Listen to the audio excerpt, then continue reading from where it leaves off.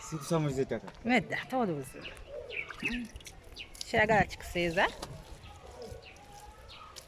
Bricklaying in Africa.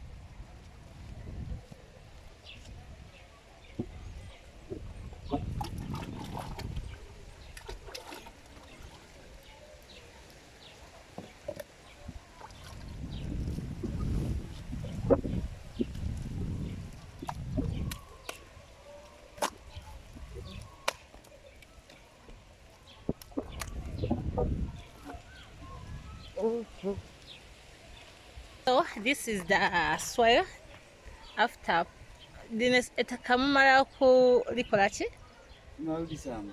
Bamala disamba. I don't know what it is. They first dig, then they use their feet. I don't know whether it's kneading like the dough. Then once it's ready, they put it here. They add the water, then they put there. So once the bricks dry, they put them like that, and they cover with those weeds to prevent the water from damaging them. Then after, they put them aside. Once he is done, he puts in this big thing. I don't know how you call it in your language, but it is a tanul here in our local language. Then they put firewood down here. They put firewood down here so that the bricks can come out perfectly like this. So this is the bricklaying process. Here where I am, these are bricks. They have covered them. Once they dry properly, they arrange them in 2 layers like this, leaving space down for the firewood. So then after, they burn them till they come out like this. So guys, that's what I wanted to show you today. It's bricklaying in Africa. So that's how it's done.